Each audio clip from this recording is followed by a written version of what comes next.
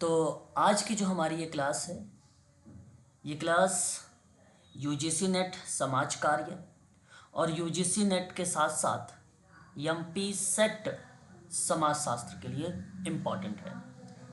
ये पेपर आप सभी लोग देख रहे हैं दिसंबर 2012 का समाज शास्त्र का पेपर। आगामी परीक्षा एमपी सेट समाज शास्त्र का 15 दिसंबर को है और यहाँ हम सभी लोग आज जो है प्रैक्टिस करेंगे। इससे पहले मैंने क्वेश्चन नंबर 47 तक के कल की क्लासेस में आप लोगों से जिक्र किया था।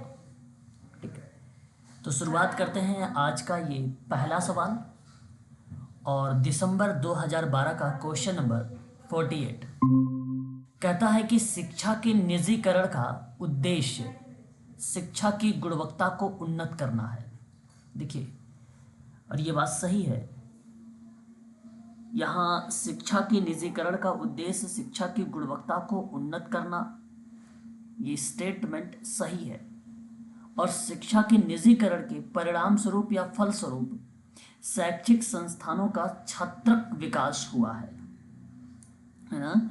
शैक्षिक संस्थानों का छात्रक विकास हुआ है और ये भी स्टेटमेंट सही है। लेकिन क्या व्याख्या यहाँ पे सही होगी? व्याख्या सही होगी? बताइए, क्या यहाँ पर व्याख्या आप सभी की अगर मैं कहूँ क्या सही है? नहीं। देखो, यहाँ छत्रक का मतलब होता है जैसे शैक्षिक संस्थानों का जो छत्रक विकास हुआ है। जैसे आप ये कह लीजिए, आप सभी लोगों ने नाम सुना होगा खुम्भी। खुम्भी जानते हैं? जी सर। खुम्भी। और कहीं कहीं इसे भू छत्र भी कहा जाता है और कहीं इसे कुकुर मुत्ते के नाम से जाना जाता है। ठीक है, ये छत्रक शब्द है। कुछ इस तरीके का पौधा होता है, अम्ब्रेला साइज का, है ना। सर इसे वो भी तो बोलते हैं क्या जी? मशरूम। जी जी, बताएं बताएं, क्या कह रहे हैं? मैं आवाज़ समझ नहीं पाया सर, फिर अभी। सर ये उस टाइप भी होता है सर, मशरूम टाइप है ना। मशरूम, हाँ हाँ, मशरूम। मशरूम टाइप होता है, बिल्कुल सही जवाब दिया आपने। मशरूम टाइप का होता है। समझ गए आप मेरी बात को? यानी तो कहने का मतलब होता है कि देखो, शैक्षिक संस्थाएं जो हैं, एक छत्रक विकास हुआ है और वो भी प्राइवेट। आप सिंपल बात है, आज के समय में प्राइवेट स्कूल ज़्यादा खुल रहे हैं, चाहे वो अपने हित की बात कर रहे हो, चाहे वो सार्वजनिक हित की बात कर रहे हो, है ना। तो शिक्षा के निजीकरण के परिणाम स्वरूप शैक्षिक संस्थानों का छत्रक विकास हुआ है। ऐसा विकास हुआ है कि मतलब फैल रहा है ना। छत्रक का मतलब ही बताया गया, तो ये यहाँ पर आर भी सही है। लेकिन पहले वाला पॉइंट कहता है शिक्षा के निजीकरण का उद्देश्य शिक्षा की गुणवत्ता को उन्नत करना है। देखिए, ये पार्ट अलग है, ये पार्ट अलग है और दूसरा पार्ट अलग है। बात समझ पा रहे हैं ना आप मेरी? क्योंकि ऊपर वाले में शिक्षा के निजीकरण का शिक्षा के उद्देश्य के बारे में बताया जा रहा है ना, उसको। और दूसरे वाले पॉइंट में कारण में बताया जा रहा है कि ये शैक्षिक संस्थाएं बेसिकली डेवलप हो रही हैं। अलग अलग बातें हैं दोनों। ठीक है, दोनों अलग अलग बातें हैं। शिक्षा के निजीकरण तो लिखा हुआ है, लेकिन निजीकरण के परिप्रेक्ष्य में दोनों अलग अलग बातें हैं। इसलिए दोनों स्टेटमेंट सही हैं, परंतु व्याख्या नहीं है। विकल्प होगा बी यहाँ पर। ठीक है, जी समझ सर। में? हाँ सर। चलिए फिर क्वेश्चन नंबर देखिए 49। भारतीय संविधान के किस अनुच्छेद के अंतर्गत शिक्षा का अधिकार मौलिक अधिकारों के स्वरूप या मौलिक अधिकार के रूप में लागू किया जाता है? आसान जवाब है, दे सकते हैं। बताइए जरा, क्या होना चाहिए विकल्प? 21 का क्या सर? 21 का, हाँ, क्वेश्चन नंबर 49 का भारतीय संविधान में बताया गया कि अनुच्छेद 21 का ए शिक्षा के अधिकार मौलिक अधिकार के रूप में लागू किया गया था, है ना। आप लोगों ने 86वां संविधान संशोधन 2002 का नाम सुना होगा। सॉरी 2002 नहीं, 2000 का नाम आप लोगों ने सुना होगा। उस समय इसके द्वारा एक नया अनुच्छेद जोड़ा गया 21A, जिसमें ये बात कही गई थी कि 6 से 14 वर्ष की आयु के बच्चों को अनिवार्य शिक्षा उपलब्ध करानी होगी और यह व्यवस्था संबंधित राज्य के माध्यम से निर्धारित कानून के द्वारा होगा। और इसी दृष्टिकोण में अगर मैं आपसे बात करता हूं तो इसका विकल्प जाना चाहिए यहाँ पर 3rd। ठीक है, अनुच्छेद 14 क्या बताता है भारतीय संविधान का? समता को, विधि के समक्ष समता। समता को, हाँ, कानून सबके लिए समान है ना। भारतीय संविधान में अनुच्छेद 21 एक आता है और आशा करता हूं आप सब जानते हुए किसी जीने का अधिकार।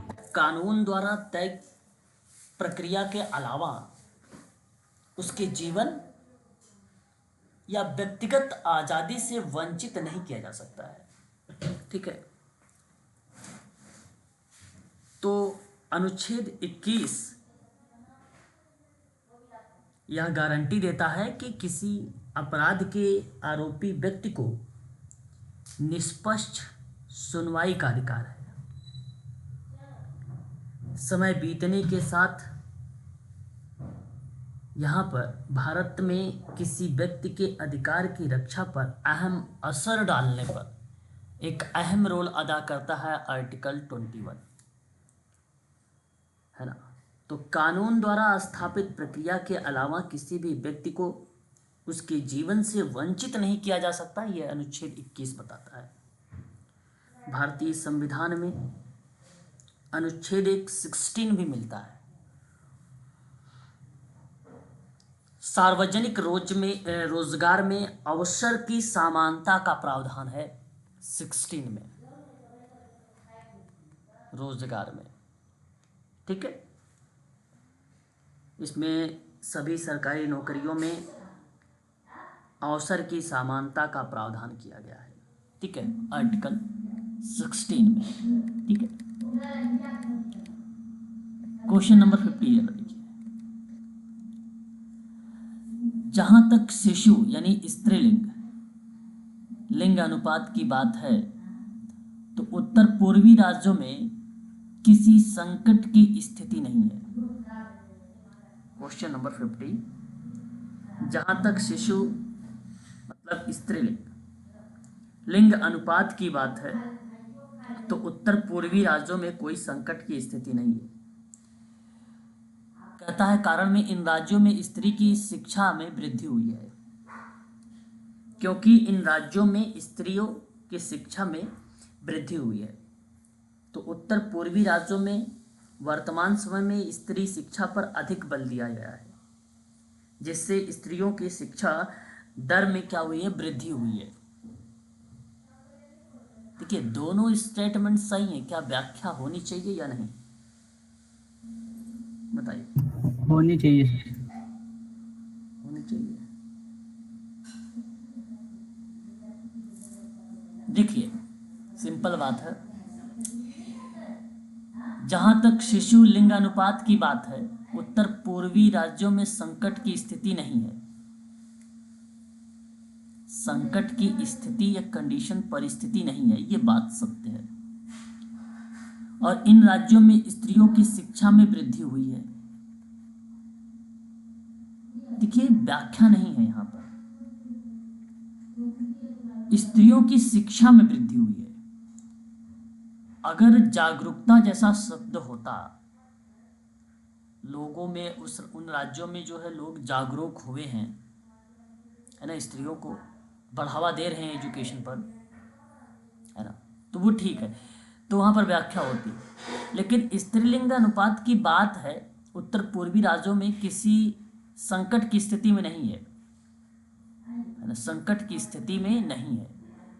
वजह ये नहीं है कि स्त्री की शिक्षा में वृद्धि हुई है।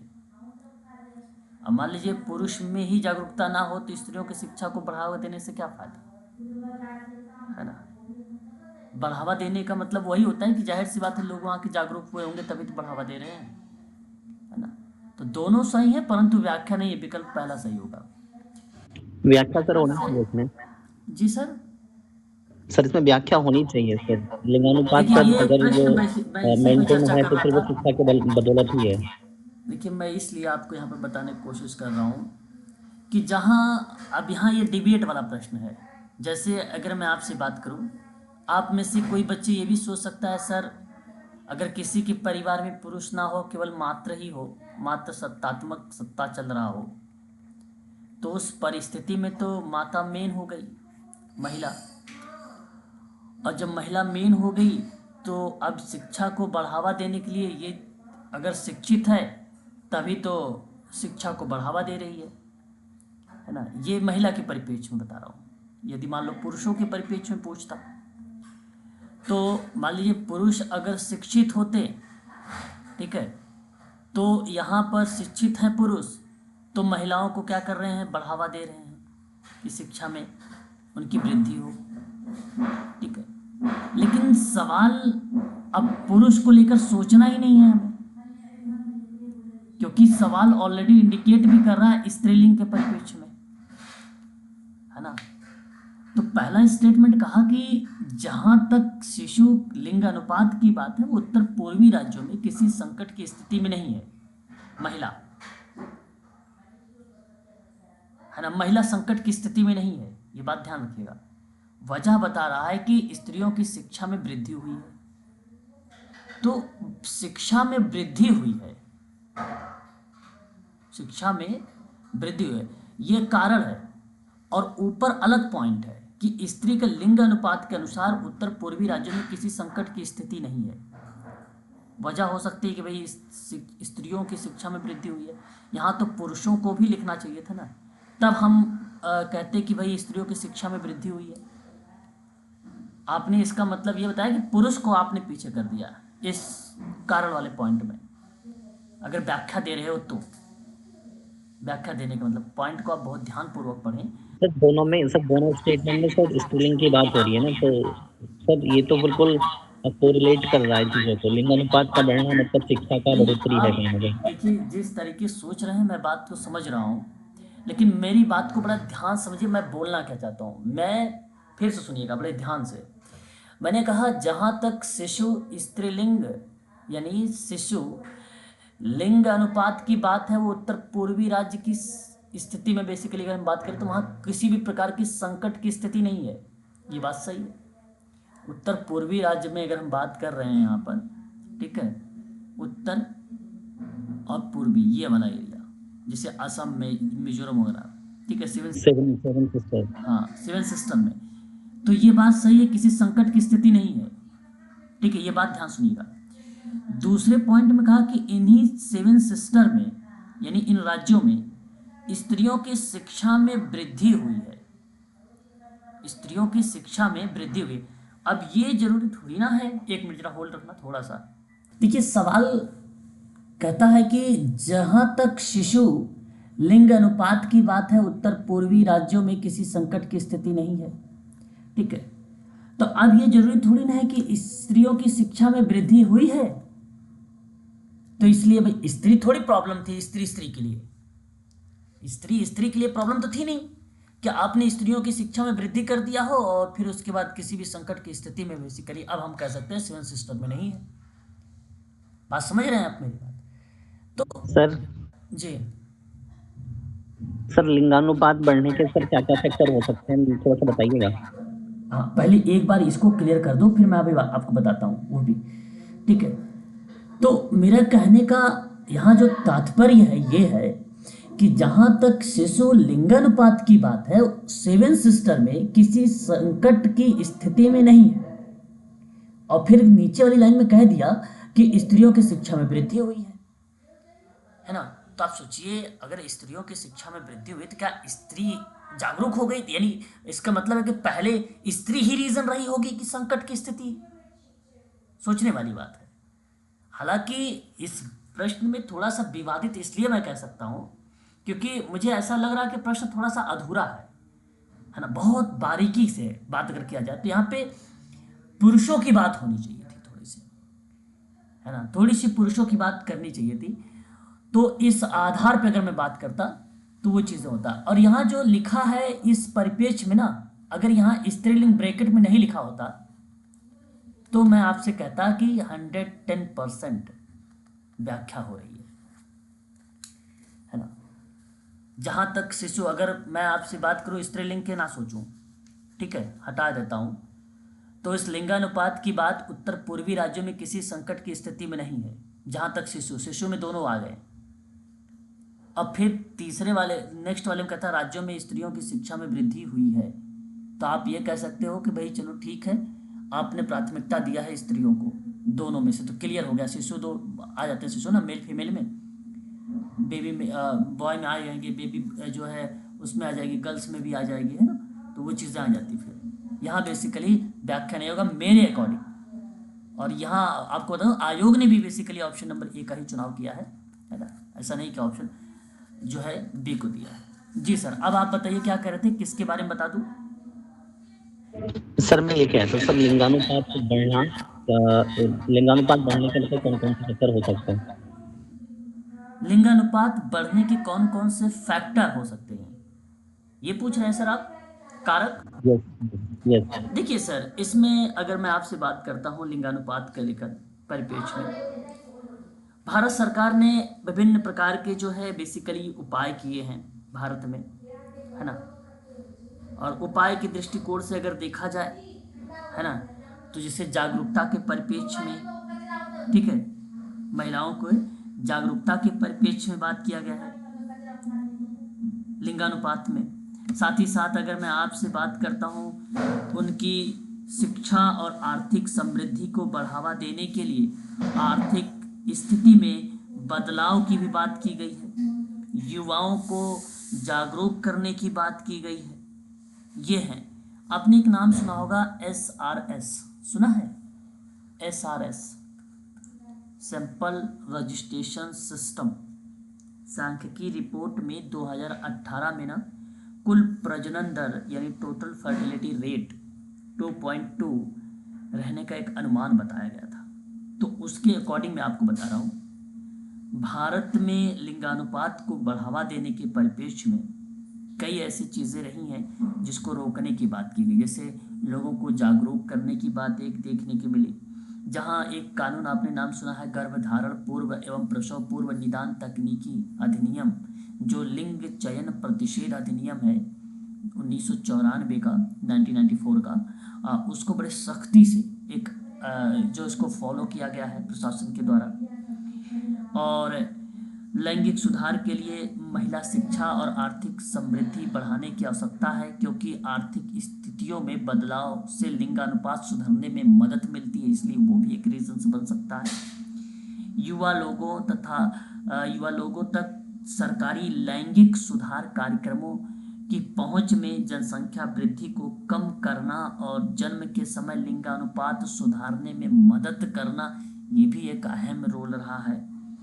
महिलाओं और बच्चों के प्रति संवेदनशीलता पर जैसे रोल आउट अभियान है, एक महिला सुरक्षा सेल बनाना है, एक सार्वजनिक परिवहन सुविधा है महिलाओं की सुरक्षा को लेकर, इत्यादि। इस तरीके एक साइबर क्राइम सेल भी है ना, इत्यादि इस तरीके की चीज़ें हैं जो नीति या भारत में निम्न स्तर पर, ठीक है, या जमीनी स्तर से बालक बालिकाओं के लिए या महिलाओं और बालिकाओं के लिए स्वास्थ्य लगातार कहीं ना कहीं क्रिया एक प्रकार से जागरूकता के परिप्रेक्ष्य में कार्य कर रही है, ठीक है। तो नीतियाँ एक रोल कर सकते हो, जैसे योजनाओं हैं महिलाओं के लिए, वो भी एक रोल हो सकता है, ठीक है। लैंगिक सुधार के लिए कार्यक्रम बनाए जाते हैं, वो भी एक रोल हो सकता है। फैक्टर है ये सभी के सभी सर, ठीक है, ये सब फैक्टर है। तो भारत में लिंगानुपात सुधारने की यही स्थिति होती है ना। चलिए अगले सवाल पे आते हैं। किस समिति ने पंचायती राज के लिए 3 स्तरीय व्यवस्था की सलाह दी है, बता सकते हैं क्या आप मुझे? बलवंत राय। बलवंत राय मेहता का नाम आप लोग ले रहे हैं, ओके। और भी बताइए अलीशा, क्या हो सकता है इसका सही जवाब? सर इसका सी और डी तो है नहीं। सर अशोक मेहता या बलवंत राय में से अरे भाई दोनों में से एक बोलो, दोनों क्यों? हाँ, अशोक मेहता मेरी तरफ से। अच्छा, आपकी तरफ से अशोक मेहता, ठीक है। फिलहाल मैं बताना चाहूँगा मैडम, ये बलवंत राय मेहता समिति है ना, अशोक मेहता नहीं है। ओके। मेहता समिति की सिफारिश के आधार पर ही ना, आप सभी को बता दूं कि पंचायती राज के लिए 3 स्तरीय व्यवस्था जो है की गई थी। इसी स्वीकृति में राष्ट्रीय विकास परिषद ने 12 जनवरी सन 1958 को प्रदान किया और इस समिति को त्रिस्तरीय नाम दिया गया। आप सबको पता होना चाहिए, एक है ग्राम पंचायत, दूसरा है पंचायत समिति, तीसरा है जिला परिषद, है ना। और ये 3 स्तरीय व्यवस्था जानते हैं कहाँ देखने को मिली है? बलवंत राय मेहता समिति में मिली है। इसे आपको याद रखना होगा, ठीक है। परीक्षा में सवाल ये भी बनता है कि बलवंत राय समिति कब लाई गई, ये परीक्षा में सवाल आता है। बलवंत राय समिति कब लाई गई? 1958। 1958। हालांकि इस समिति की स्थापना मैम 16 जनवरी 1957 को हुई थी। 1958 को बेसिकली क्या हुआ कि स्वीकृति दिया था राष्ट्रीय विकास परिषद ने। 12 जनवरी 1958 को स्वीकृति किसने दिया था? राष्ट्रीय विकास परिषद ने। और 16 जनवरी 1957 को बलवंत राय मेहता समिति की स्थापना हुई थी और इसी समिति का गठन भारत सरकार ने किया था। इस समिति का मकसद क्या था? सामुदायिक विकास कार्यक्रम और राष्ट्रीय विस्तार सेवा कामकाज की जांच की जाए और उसके बेहतर कामकाज के लिए उपाय सुझाए जाए। इस तरीके की क्रियाएं इसके अंतर्गत दी जाती थी, ठीक है। तो अगर आपसे पूछता है बलवंत राय मेहता की समिति जो है वो किसकी सिफारिश से 1958 में मंजूरी दी थी, तो आप बताइएगा राष्ट्रीय विकास परिषद, है ना। और पूछेगा लागू कब हुआ, तो आप बताइएगा 1958, ठीक है। इस समिति के अध्यक्ष कौन थे पूछता है तो क्या नाम बताएंगे? बलवंत राय मेहता, बिल्कुल सही जवाब, ठीक है। ये कुछ इस तरीके की बातें हैं, आपको ध्यान रखना होगा, ठीक है।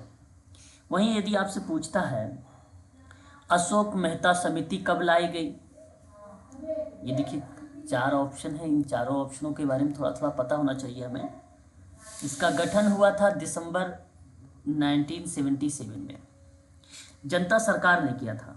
जैसे बलवंत राय मेहता समिति को किया था, अशोक मेहता में आप ये कह सकते हो कि जनता सरकार ने किया था और इस समिति का मकसद था देश की पंचायती राज व्यवस्था को मजबूत करना। अच्छा, इसने रिपोर्ट पेश किया था 1978 में, 1978 में। त्रिस्तरीय जो व्यवस्था थी उसको बदल के 2 स्तरीय कर दिया गया, 2 स्तरीय कर दिया गया। तो 2 स्तरीय वाली व्यवस्था कौन सी समिति में है? अशोक मेहता में।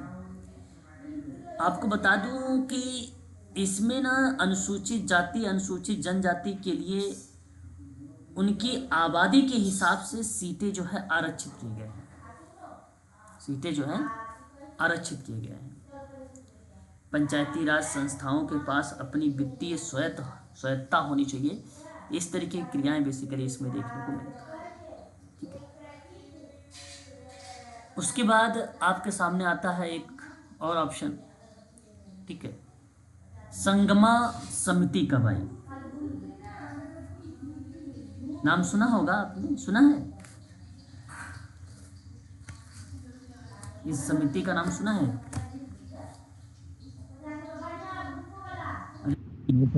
साथ साथ नहीं सुने होंगे तो हम आपको बताएंगे, तो आज सुन लेंगे आप लोग। मुझे देखिए, मैं आपको बता दूं, इस समिति का रोल भी कहीं ना कहीं शिक्षा को बढ़ावा देने की बात की गई थी, है ना। संगमा समिति, और आपको बता दें ये एक प्रकार की समिति जो थी, संगमा समिति, इसमें भी शिक्षा को बढ़ावा ग्रामीण स्तर पर बात हुई। कौन से स्तर पर? ग्रामीण स्तर पर। ठीक है। 1926 का वर्ष भी हम लोगों को देखने को मिलता है इस समिति के अंतर्गत। और एक है संसद समिति, नाम तो सुना होगा, ये तो आसान है, बहुत कई बार आया है। ठीक है। जी सर। सन 1993 1993 में इसका गठन हुआ था और इन समितियों में 24 समितियां थीं, जिसके अंतर्गत 16 समितियां लोकसभा की थी और 8 समितियां राज्यसभा की थी। पेपर में आता है लोकसभा में कितनी समितियां थी, राज्यसभा में कितना थी। तो राज्यसभा के अंतर्गत 8 समितियां आती हैं, लोकसभा के अंतर्गत आती हैं 16, तो दोनों मिलाकर हो जाएंगे 24। और संसद में एक प्रमुख समिति है ये, जो संसदीय राजभाषा समिति का गठन के नाम से जानी भी गई है, जिसमें 1976 में राजभाषा अधिनियम और 1963 के तहत इसको जो है बेसिकली किया गया था स्थापित। पेपर में पूछेगा तो 1993 का नाम आप बताइएगा, इस साल इसका हुआ गठन। ठीक है, इस चीज का। क्वेश्चन नंबर 52 देखेंगे। नगरीय उन्मुखी विकास कार्यक्रमों से नगरीय केंद्रित रोजगार सृजित हुए हैं, जिसका परिणाम निम्नलिखित में से है। Option C. ऑप्शन सी।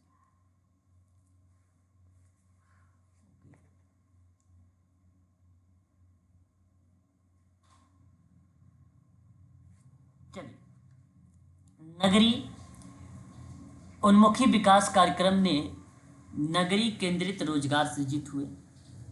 ठीक है, जिनके परिणाम स्वरूप ग्रामीण से नगर प्रवसन बढ़ा, ग्रामीण से नगर की तरफ बढ़ा।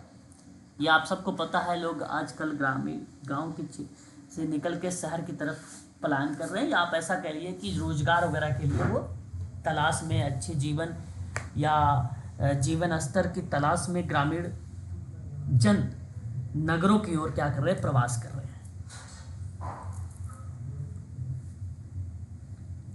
जिसके कारण नगरों में जनसंख्या वृद्धि, गंदगी, बस्तियों का निर्माण, बुनियादी सुविधाओं में कमी भी हो जा रही है या कमी हो जाती है, ऐसा भी आप कह सकते हैं।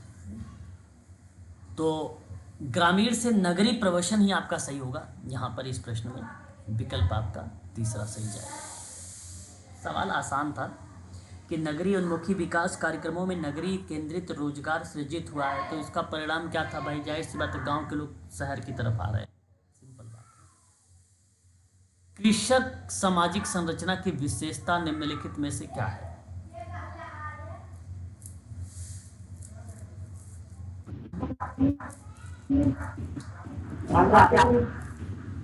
Sir option C, 1/4।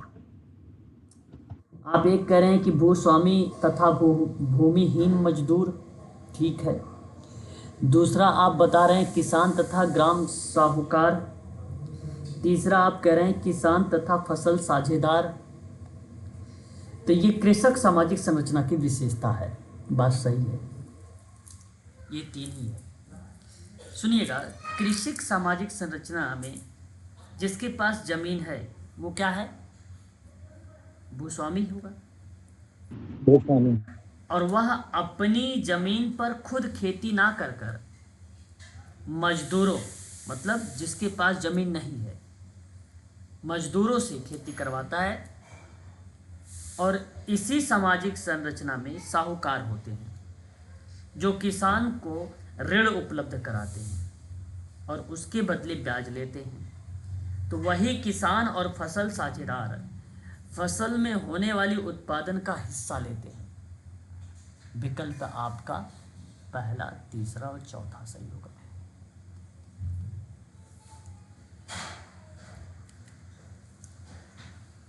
भारत में किसान आंदोलन असफल हुआ, बताइए क्योंकि क्या रीजन रहा होगा? Sir option B.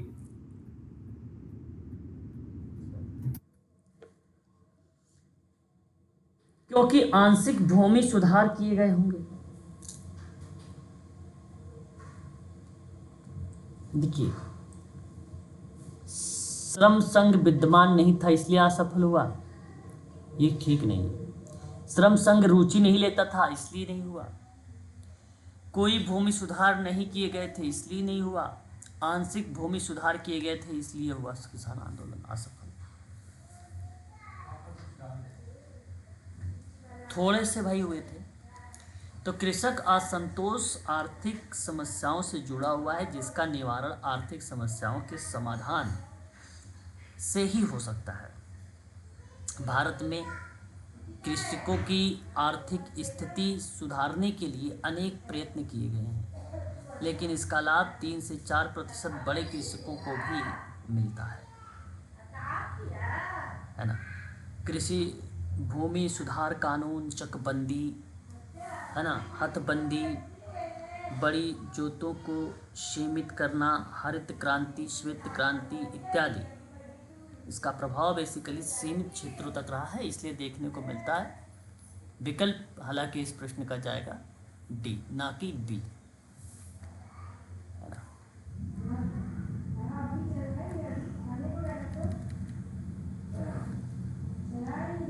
आधुनिक भारत में पंचायतों को निम्नलिखित रूप में से विशोषित किया जाता है। विशोषित किया जाता है। सर पहला होगा, सेकंड होगा, थर्ड होगा देखिए यहाँ और शायद सभी फोर्थ। त्रिमूर्त हाँ, नौकरशाही भी। लोगों की भागीदारी होना भी एक प्रकार से आधुनिक भारत में पंचायत की बात होती है। आत्मनिर्भरता की तो 100%, स्त्रियों की शिक्षा 100%, नौकरशाही नियंत्रण में भी अगर हम बात करते हैं तो सारे होंगे। यहाँ पे नौकरशाही भी होगा, विकल्प आप यस। सही होगा तीन आज के समय में।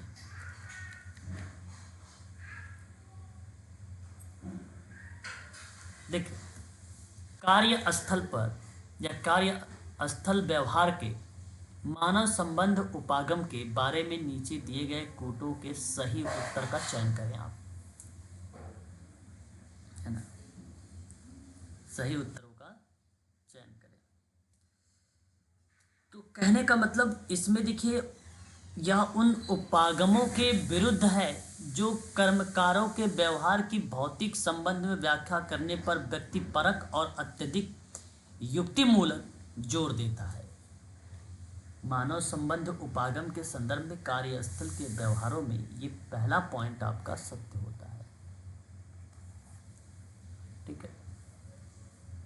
दूसरा आपसे कहता है कि यह उद्योग में अनौपचारिक समूहों पर महत्वपूर्ण पर बल देता है या महत्व पर बल देता है, ठीक है, अनौपचारिक ग्रुप पर। और ये भी बात आपकी सही है।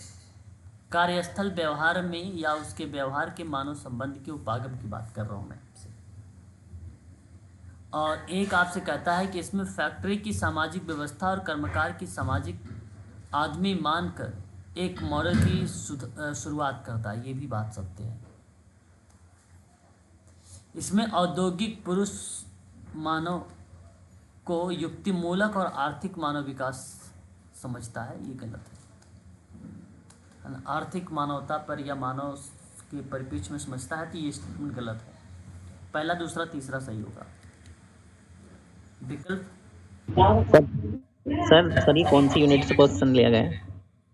देखिए, कार्यस्थल व्यवहार में मानव संबंध के उपागम को दर्शाए गए हैं, है ना। सामाजिक शास्त्र के अंतर्गत अगर हम बात करते हैं, एक कॉन्सेप्चुअल प्रश्न है जो मानव के संदर्भ में बताया गया है ना, मानव के बारे में बताया गया है। जब मानव या आप कार्यस्थल पर काम करेंगे तो उस समय आपके अंदर कौन कौन से व्यवहार को दर्शाया जाना चाहिए, ठीक है, ये चीज़ें बताई गई है इसमें, ठीक है, मानव के संदर्भ में। एक मिनट होल्ड रखिएगा। हाँ, हेलो। हाँ, पता होना चाहिए, स्वतत्व ये शब्द है। किसी वस्तु को पाने या पास रखने या व्यवहार में लाने की योग्यता को हम लोग बोलते हैं। सुने ही है तो आप लोग, इंडिपेंडेंट हो, स्वतंत्र हो, आप अपनी किसी एक्टिविटी को संचालित कर लेते हो। कार्ल मार्क्स ने इस बात कहा यस। कि किसी वस्तु को पाने या पास रखने या व्यवहार में लाने की योग्यता जो न्याय को जनरीति के अनुसार किसी को प्राप्त कर रही हो, उस परिपेक्ष में था। अंतरण वो शब्द होता है जैसे कोई दान कर दे, विक्रय कर दे आदि के जरिए संपत्ति के स्वामित्व का दूसरे के पास जाना हो या हस्तांतरण करना हो, उस परिपेक्ष में अंतरण का पाठ बनता है। ठीक है, तो यहाँ जो सवाल दिया गया है इसका मीनिंग दर्शाया गया एलियनेशन शब्द से, मतलब सामाजिक एलियनेशन। आपने सुना होगा सामाजिक अलगाव, एक व्यक्ति की उस समूह से अलगाव की भावना, परिवार, समाज, दोस्त जिसके साथ व्यक्ति का जुड़ाव होता है, उन्हीं के संदर्भ में पूछा गया सवाल है। तो कारण होता है, बताइए कौन सा? सामाजिक अलगाव का कॉन्सेप्ट इसी का आता है। एलियनेशन शब्द जो आता है वो कार्ल मार्क्स का ही है।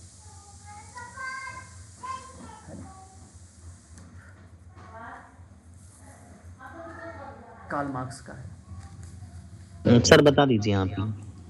डी। बिल्कुल, यहाँ श्रम विभाजन भी कार्ल मार्क्स का स्टेटमेंट इसके अनुसार में आ जाएगा।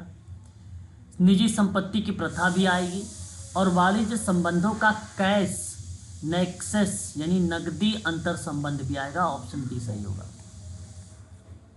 ऑप्शन डी आपका सही माना जाएगा। ठीक, यहाँ पे तीनों शब्द, वाणिज्य के संबंधों में भी बात आएगी, निजी संपत्ति प्रथा के रूप में भी इसी का नाम आएगा। ठीक है, और श्रम विभाजन के रूप में भी आएगा, जिसमें से एक ही काम को बार बार करने के कारण उसमें सृजनशीलता की कमी आ जाती है और वह अलगाव से भर जाता है। सॉरी, वही निजी संपत्ति की प्रथा का कारण बुजुर्गवाद और सर्वहारा की स्थिति में अंतर आ जाता है। अमीर और अमीर होते जा रहे हैं, वहीं गरीब दिन पर दिन और गरीब होते जा रहे हैं। इसी प्रक्रिया को दर्शाने का कोशिश किया गया है इस प्रश्न में, और विकल्प आपका 4 होगा, यानी डी ऑप्शन। सर इसका सी ऑप्शन और समझा दीजिए बस। वाणिज्य, देखिए वाणिज्य संबंधों का कैश नेक्सस शब्द है। दूसरी बात, इसका कहने का जो आशय है, वाणिज्य संबंधों का कैश नेक्सस कहता है दो या उससे अधिक संस्थानों के बीच या वस्तुओं या सेवाओं के आदान प्रदान के रूप में जब हम किसी चीज़ को परिभाषित करते हैं, जिसमें आम तौर पर मूल्यवान वस्तुओं को खरीद कर बिक्री शामिल कर लें। वाणिज्य व्यवसाय के बीच में, उपभोक्ताओं के बीच में, या व्यवसाय या उपभोक्ताओं के बीच में जब हम अंतर दिखाने लगें तो वह वाणिज्य का पार्ट बन जाएगा। मान लीजिए टीवी, फिल्म, कोई प्रोडक्ट, रॉ मटेरियल इत्यादि के उत्पादन के संदर्भ में है, उससे बेनिफिट हो रहा है, तो वो भी एक प्रकार के वाणिज्य का पार्ट बन जाएगा। कॉमर्शियल बोला जाता है इसको, वाणिज्य। तो ये भी आएगा आपका, ये भी आएगा, विकल्प आपका 4 होगा। सी वाला स्टेटमेंट सर मैंने कार्ल मार्क्स का कहीं पढ़ा नहीं। नहीं, कार्ल मार्क्स का ये स्टेटमेंट बताया नहीं गया, यहाँ पे समझाया गया है। आपको ये बताने का प्रयास किया जा रहा है इसमें कि कार्ल मार्क्स के अनुसार एक शब्द आता है, वो शब्द है अलगाव। अलगाव मतलब एलियनेशन शब्द है। ये किस कारण होने का रीज़न होता है अलगाव होने का। आप वाणिज्य के संबंधों में बात करेंगे तो भी ये शब्द बन जाएगा, निजी संपत्ति की प्रथा को लेकर चलेंगे तो भी ये रीज़न बन जाएगा, श्रम का विभाजन तो साफ शब्दों में क्लियर हो जाता है कि हाँ sir, option A option B तो सर बिल्कुल क्लियर मेंशन है बुक में। यहाँ देखो वो बात ने इनको कही नहीं गई है, आपको समझना है। वाणिज्य वाले में आपको समझना है। मैंने आपको एक चीज़ बताया था अभी, आपसे क्या बोला, मैंने कहा 2 या उससे अधिक संस्थानों के बीच या वस्तु हो, तो मैंने 2 या 2 से अधिक बोल दिया, या श्रम विभाग में भी वो चीज़, तभी तो वहाँ पे अलगाव बनेगा। जब वस्तुओं सेवाओं के आदान प्रदान के रूप में हम परिभाषित करेंगे तो वो 2 पार्ट बन जाएंगे, तो वाणिज्य संबंध का पार्ट आएगा वो, है ना। वाणिज्य मतलब वहाँ पे फाइनेंशियल चीज़ों को ये रिलेट करा दिया इसमें।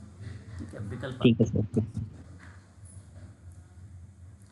1956 के दौरान सरकार श्रम संघ और भारत में नियोक्ताओं के प्रतिनिधियों से निर्मित स्टडी ग्रुप ने प्रबंध में कर्मकारों की सहभागिता के अनुभव का अध्ययन करने के लिए किन देशों का दौरा दिया था?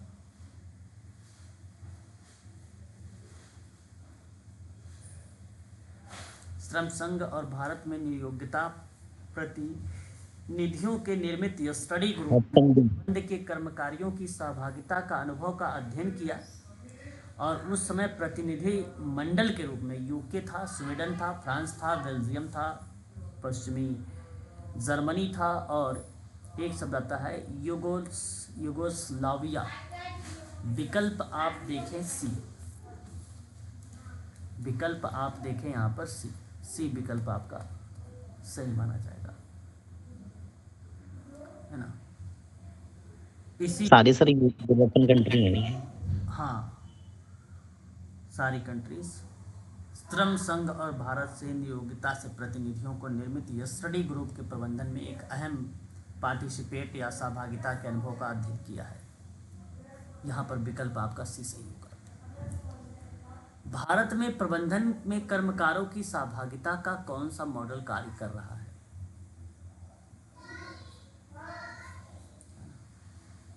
भारत में प्रबंध के कर्मकारों की सहभागिता का संयुक्त परामर्श मॉडल कार्य कर रहा है। संयुक्त परामर्श के द्वारा ही सहभागिता बनी रहती है और इसमें आपसी सहमति से कार्य किया जाता है और यही मॉडल भारत के प्रबंधन को नियंत्रित करता है ना। तो विकल्प क्या बनना चाहिए?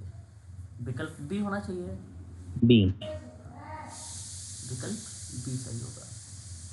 सेवा के बारे में गलत क्या है? सेवा के बारे में गलत क्या दिया गया है? Option D sir. सेवा के बारे में कथन केवल अहमदाबाद तक सीमित है, ये गलत स्टेटमेंट है। केवल कह देने से भी स्टेटमेंट क्या बन जाता है? गलत बन जाता है ना। बाकी देखिए, इसे असंगठित क्षेत्र में महिलाओं के कर्मकारों को संगठित करना, 3 आंदोलन, श्रम, सहकारिता और विकास के संयोजन के रूप में कार्य करना, बहुत से महिला सहकारी संघों को संगठित करना, ये तीनों सही है। केवल यहाँ से लिख देने से गलत हो जाता है, ये एक पर्टिकुलर तो बात नहीं करता सेवा, यह पूरे भारत में कार्य करता है ना। यस। स्वयंसेवी महिलाओं के संगठन है, इसकी स्थापना हुई थी 1972 में, 1972 में हुआ था। इसका सर मैंने इंटरव्यू भी लिया था। अच्छा जी, महिलाओं के कल्याण के लिए काम करता है ये सेवा, ठीक है। सामाजिक विकास का एक सूचक कौन सा नहीं है?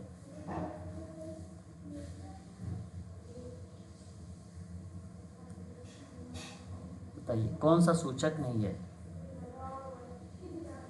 प्रति व्यक्ति आय नहीं है, विकल्प डी होगा आपका सही। प्रति व्यक्ति आय में वृद्धि आर्थिक विकास का सूचक होता है, ठीक है ना। होता है, आर्थिक आय का होता है ना। आगे देखिए, संरचनात्मक समायोजन कार्यक्रम जो 1980 में चालू किए गए थे, तृतीय विश्व युद्ध में बलात् चालू किए गए थे, इनके पीछे का क्या उद्देश्य था? 1980 में स्टार्ट हुआ था, तृतीय विश्व युद्ध के बलात् चालू किए गए थे, इसके पीछे का उद्देश्य क्या था? ऋण वसूल करना था, ऑप्शन डी। भाई भतीजा को रोकना था, भ्रष्टाचार समाप्त करना था। विकल्प आपका क्या बनना चाहिए? डी। भारत में विदेशी शासन स्वतंत्रता प्राप्ति के बाद आर्थिक विकास को मिश्रित मॉडल अपनाया, परंतु एलपीजी नीति को अपनाने के लिए बाध्य किया गया। भारत में किस वर्ष में एलपीजी नीति को आर्थिक विकास मॉडल के रूप में अपनाया गया था? बड़ा 1990। 90 और 91 में। 1990। 1990 का नाम आएगा। एल का मतलब होता है लिबराइजेशन, यानी उदारीकरण। पी का अर्थ क्या होता है? प्राइवेटाइजेशन, यानी निजीकरण। जी का मतलब क्या होता है? ग्लोबलाइजेशन, यानी ग्लोबलाइजेशन, वैश्वीकरण। तो भारत को लाइसेंस राज्य से बेसिकली मुक्ति देने में एक अहम रोल अदा करता है ये। किसका विचार है कि सामाजिक अशांति के कारण पूंजीवादी विकास पथ में ही गढ़ा है,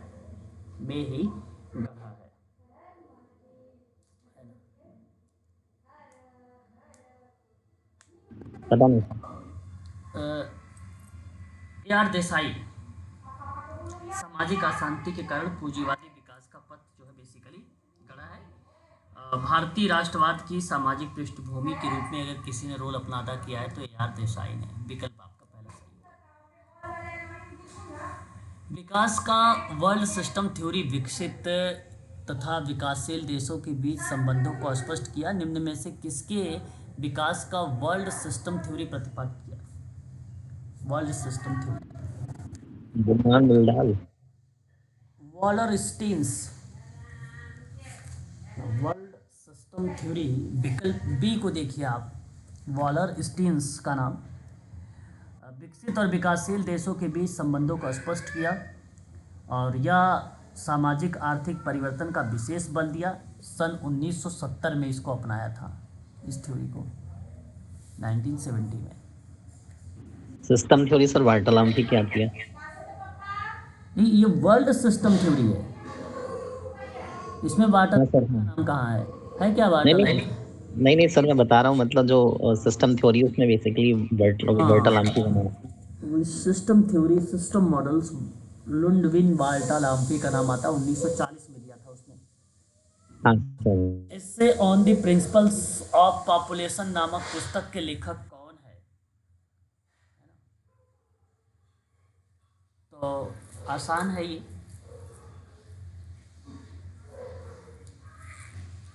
माल्थस का ही नाम आएगा इसमें। जनसंख्या पर आधारित ना, जनसंख्या या जननांकीय संक्रमण के जन्मदाता यही माने जाते हैं। हाँ सर, बिल्कुल। क्वेश्चन नंबर नेक्स्ट, जनसंख्या का अध्ययन करने के लिए सामाजिक कोशिका की अवधारणा का उपयोग किसने किया था? लुईस ड्यूमोंट को फ्रांस में भारत का विशेषज्ञ कहा गया और जनसंख्या का अध्ययन करने के लिए सामाजिक कोशिका, जिसको सोशल कैपिलरिटी की अवधारणा का नाम दिया जाता है, ड्यूमोंट का नाम। और विकल्प यहाँ पर आपका जाएगा क्या?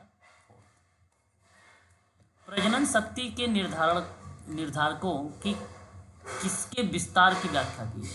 प्रजनन शक्ति के निर्धारकों को किसने विस्तार से व्याख्या की है?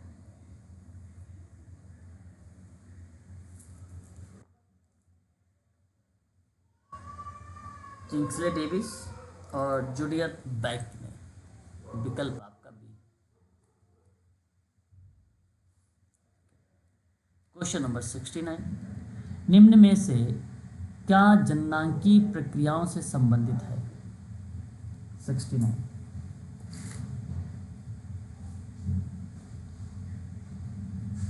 जननांकीय प्रक्रियाओं से संबंधित है। मृत्यु दर और प्रवास को जननांकीय प्रक्रियाओं में शामिल किया गया, क्योंकि जननांकीय संरचना को व्यापक रूप से प्रभावित करता है, यही है ना।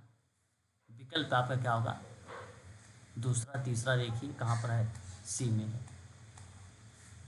तीसरा सही है।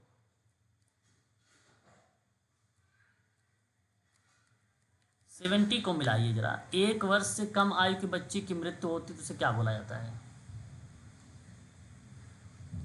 शिशु मृत्यु दर बोला जाएगा ना उसे। तो यस सर। प्रसव के समय पर महिला की अगर मृत्यु होगी तो उसे क्या कहा जाएगा? सर मातृ मृत्यु दर, यानी 4 हो जाएगा।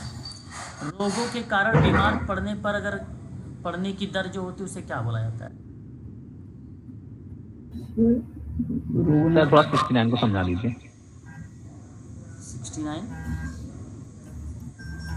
अरे भाई 69 में क्या था? हाँ सर जी, हाँ इससे समझाना है। एवन म्यूट होकर बात करिए सर। नेट बैंकिंग लॉगिन आप ही कर लो माता है लॉगिन। भाई म्यूट होके बात करिए सर। आप कर ली? विष्णु जी म्यूट हो जाइए। क्या बताएं इनको। तो जनसंख्या को प्रभावित करने वाले प्रक्रियाओं को जननांकी प्रक्रिया कहा जाता है सर।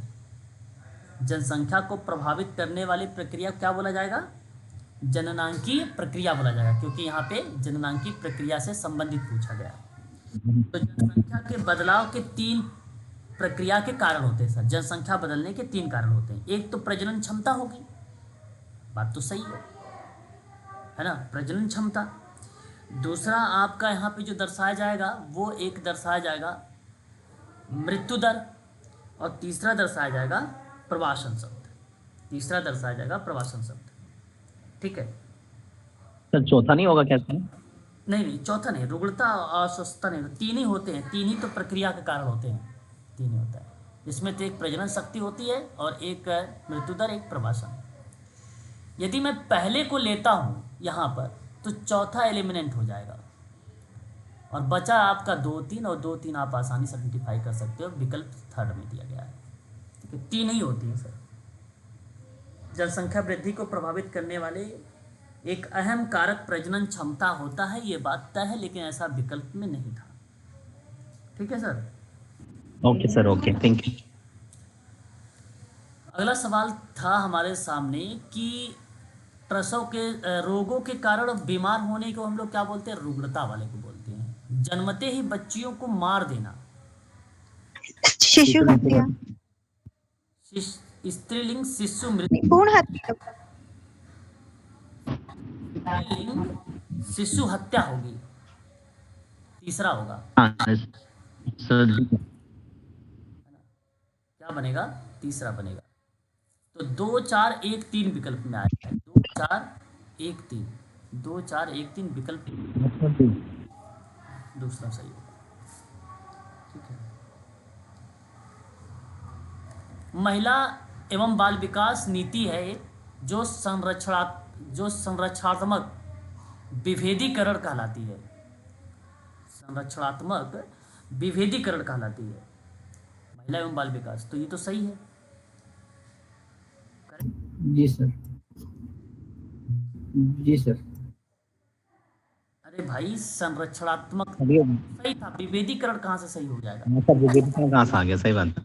विभेदीकरण थोड़ी ना सही होगा, ये तो निगेटिव शब्द आता है जो एलिमिनेट करता है, लोगों को अलगाव करने की बात करता है, अलग अलग तरीके से काम करने की बात करता है। इसका मतलब ही होता है कि सिंपल शब्दों में अगर हम आपसे बात करें इसका आशय को लेकर, तो मैंने आपसे कहा कि सामाजिक समूह के बीच में अलग अलग पहचान बनानी हो, अलग अलग भूमिका बनानी हो, अलग अलग गतिविधि करनी हो, तो उस प्रक्रिया में आता है अलग अलग, है ना। हमने अलग अलग काम करने के परिप्रेक्ष्य में बात करते हैं, इसलिए ये गलत हो जाएगा, है ना, असत्य हो जाएगा, सत्य नहीं होगा। और यह केवल स्त्रियों के लिए होता है, देखो ये स्त्रियों के लिए नहीं, बच्चों के लिए भी होता है ये, तो इसलिए ये भी गलत हो गया, है कि नहीं। महिला एवं बाल विकास में क्या आता है? महिला बच्चों दोनों के लिए होता है, तो यहाँ पर विकल्प क्या होना चाहिए? बी होना चाहिए ना। जी सर। बल्कि ये संरक्षणात्मकता के आधार पे कह के आप बोल सकते थे समानतावादी माना जाता है, है कि नहीं। और इसके अंतर्गत बालकों के विकास शामिल किए गए हैं, अर्थात दोनों को समान रूप से संरक्षण दिए गए हैं, महिला और बालकों को, है ना। तो आपका बी सही होगा, इसका सही जवाब असत्य है दोनों। भारत में लिंग और विकास के परिप्रेक्ष्य में सही क्रम बताइए। बहुत इंपॉर्टेंट सवाल है, याद रखिएगा। कल्याण, विकास, सशक्तिकरण, विकल्प क्या होना चाहिए? डी होना चाहिए, है ना। भारत में डी सर, विकास पर परिप्रेक्ष्य में यही सही क्रम है, डी। सर डी सही है। 73 अंतर्राष्ट्रीय सभाओं में वैश्विक परिप्रेक्ष्य के विकास को नारीवादी विजन के बारे में घोषणा की गई। अंतर्राष्ट्रीय सभाओं के उनके आयोजित होने का क्रम आपको दर्शाना है, कब कौन कौन सा आयोजित हुआ है।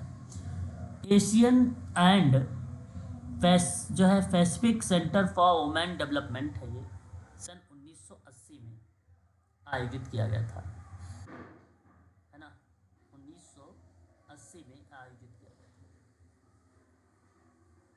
और workshop and developing studies for the future, feminist perspective का पार्ट आता है ये अप्रैल 1980 में हुआ था। ये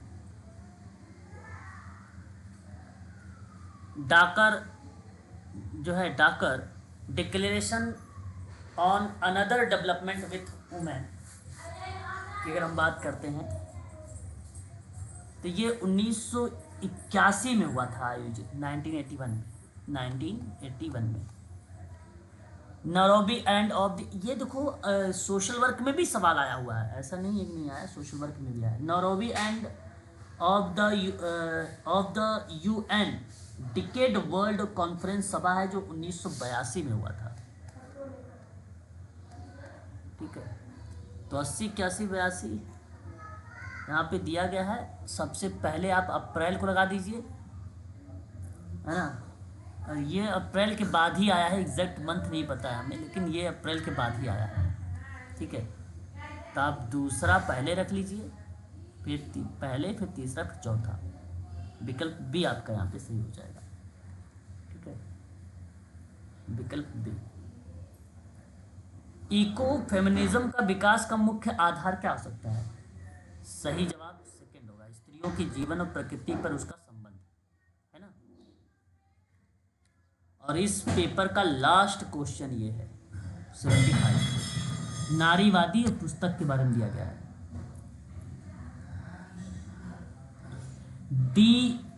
जो है सिमोन डी बुआ ने दी सेकंड किताब लिखी है, और दी सेकंड सेक्स नामक किताब लिखी है, और उनका कहना था कि स्त्री पैदा नहीं होती हैं, उसे बनाया जाता है। इस किताब में जिक्र किया गया है। मैरी वॉलस्टोनक्रॉफ्ट की बात अगर हम करते हैं तो 1792 में किताब इनकी आई थी, vindication of the rights of women करके, 1792। इस किताब में राजनीति और नैतिक विषयों पर महिलाओं के अधिकारों को संकेतित करती हुई साबित हुई थी। सुलामित फायरस्टोन की बात अगर हम करते हैं 1970 में ये किताब आई, जिसका नाम था डायलेक्टिक्स ऑफ सेक्स,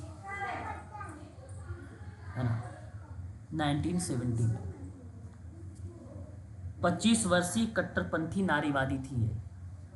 ठीक है, जूलियट मिशेल्स का नाम अगर आता है, वुमेन स्टेट नामक किताब थी 1971 में।